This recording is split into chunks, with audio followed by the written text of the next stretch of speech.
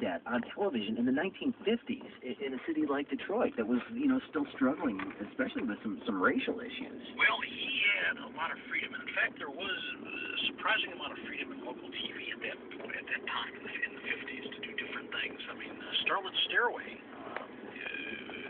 featured a young singer by the name of Ursula Walker, and I'm sorry, Annie D show, and that was very, not unusual. But she said, okay, look, I do need to have African American guests on, and everybody, station management said, go for it, and that's what she did. I think they were able to get away with it because Channel 7 in the 50s, that station was making an enormous amount of money for ABC. You may remember back in the 50s, ABC wasn't much of a network. CBS, NBC were older, more established, much better funded, and they were just running ABC ragged. And ABC had 5 owner-operated stations: New York. They were losing money in New York, Los Angeles, San Francisco. They were making a ton of money in Chicago and Detroit, and these 2 stations, Chicago and Detroit, kept that corporation afloat. So I think the feeling was, as long as you guys can do whatever you want, just keep on sending the money.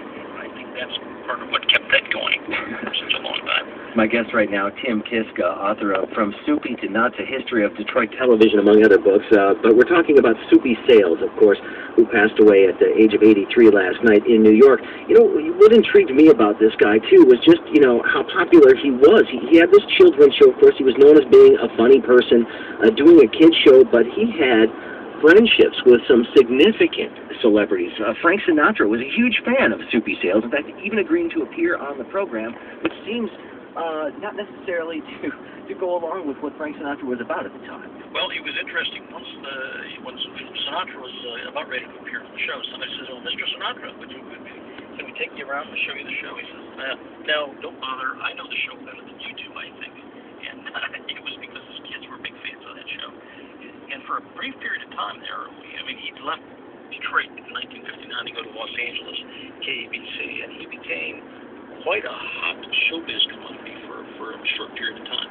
Yeah, and it was, again, remarkable. And he was a funny guy, but he relied on some sort of vaudevillian style tricks. I mean, the pies in the face was a very old gag, but he was able to keep that alive. And why was he able to do stuff like that a lot of other people would have thought was past its prime?